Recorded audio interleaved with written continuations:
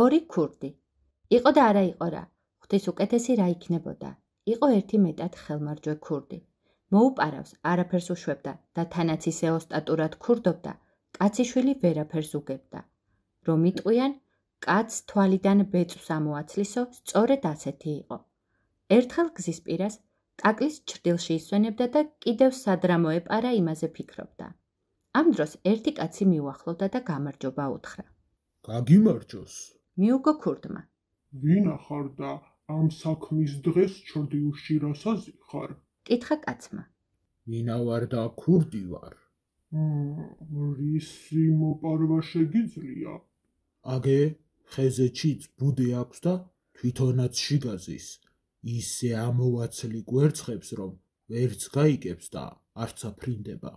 თუ მაგას მართლა იზამ, მაშინ ვიტყვი, რომ ქვეყნად შენი ბადალი ქურდი არ არის.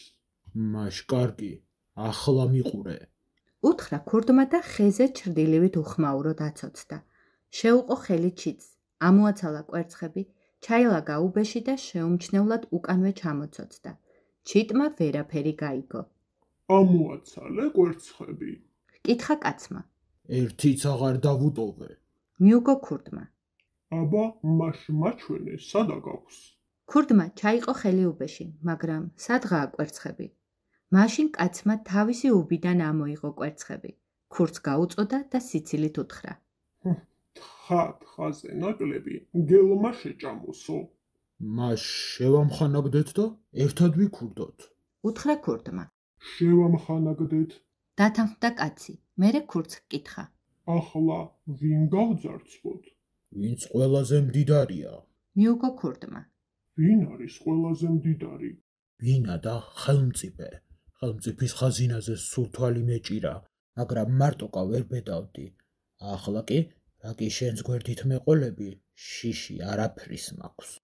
შეეჩვივნენ ამ დღიდან ეს ქურდები ხელმწიფის ხაზინას და კინაღამ გაანახევრეს. ხელმწიფემ სასახლის ყველა კუთხე კუნჭულში დარაჯები დააყენა და თან სასტიკად გააფრთხილა. თუ კიდევ რამე დაკარგულა სასახლიდან, ცოცხლებს არ გაგიშვებთო. დარაჯებმა მეტი სიფრთხილისთვის სასახლის კარიბჭესთან კუპრწასმული ხალიჩა დაფინეს, რომ თუ ვინ იცობა, ვინმე შევიდოდა, ფეხი კუპრით დაესვრებოდა და ქურდს ნაკვალევით მაინც მიაგნებდნენ. მაგრამ ქურდები რისი ქურდები იყვნენ, თუ ამ ხრიკს ვერ მიუხვდებოდნენ. კარებთან მისვლისთანავე მიხვდნენ, რაშიც იყო საქმე და ხრიკს ხრიკი დაუხვედრეს.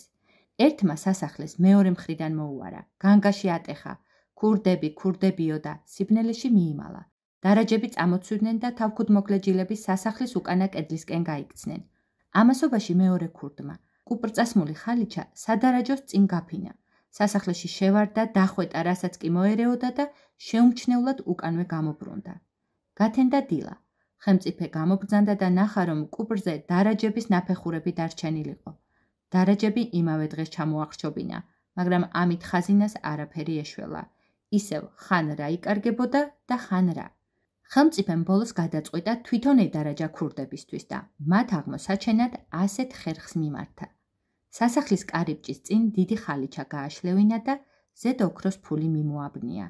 დაიბარა მთელი ქალაქი და სასახლის კარიბჭეში შესვლა უბრძანა. ხელმწიფის აზრით, ვინც ფულს დასწუდებოდა ან დააშტერდებოდა, ქურდიც ის იქნებოდა. ქურდებმა ეს ჩანაფიქრით ამოიცნეს და კვლავ ხერხს მიმართეს.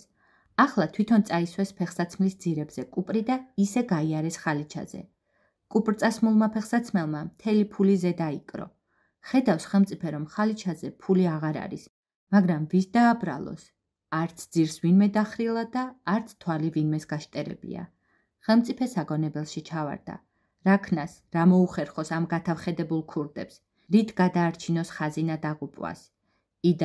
იდარდა და ბოლოს ავად გახდა.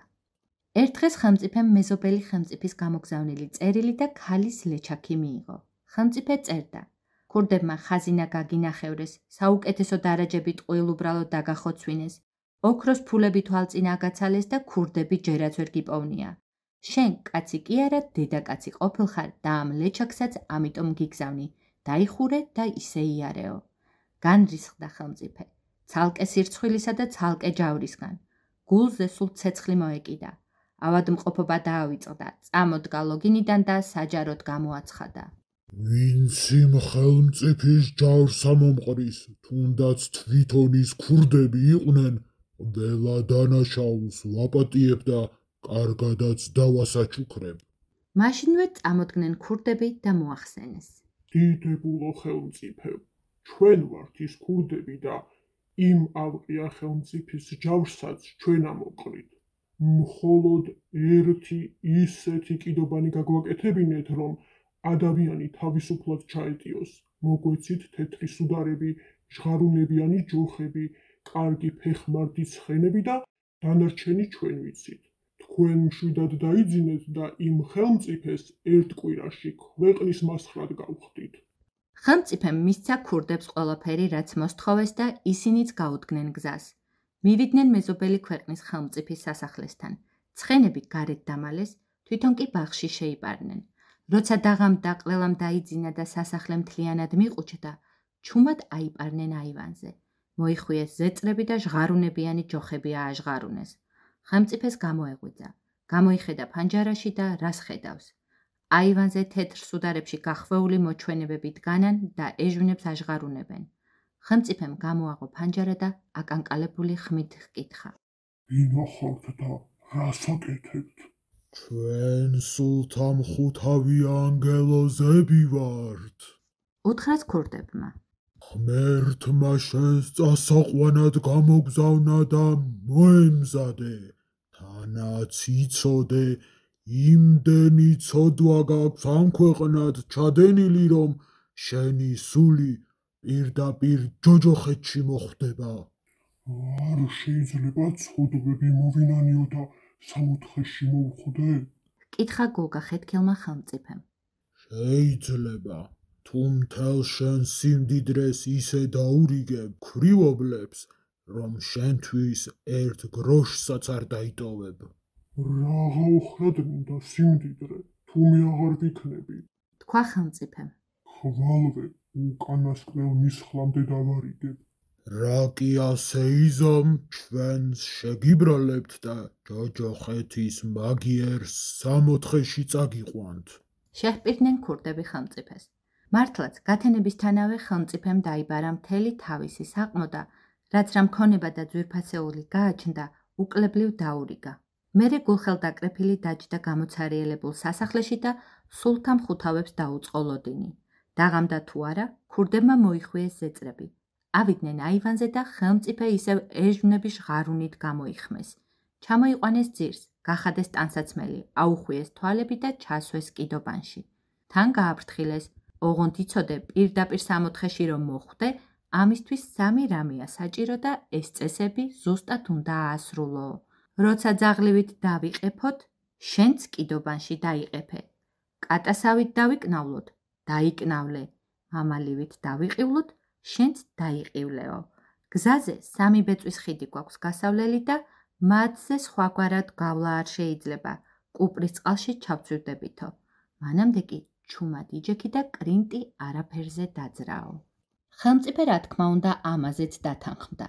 ქურდებმა კიდობანი ცხენს წამოჰკიდეს. თვითონაც ცხენებზე შესხდნენ და გამოსწიეს თავიანთი ხელმწიფისკენ. შეიტანეს კიდობანი სასახლის ეზოში. მოუყარეს ხალხს თავი. მოიწვიეს მესაკრავენი, ხელმწიფეც გამობრძანდა თავისი ამალით. ყველა მოუთმენლად მოელის რა მოხდება.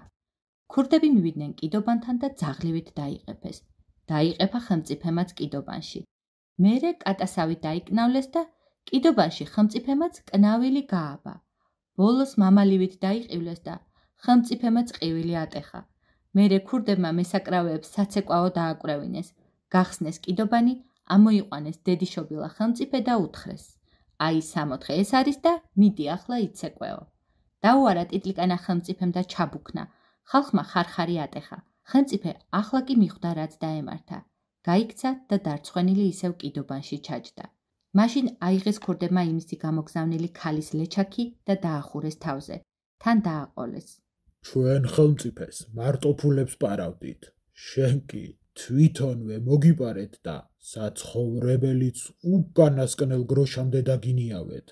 ეს ლეჩაკი შენ უფრო გეკუთვნის და მთელი სიცოცხლე უსაყვედურო დატარე.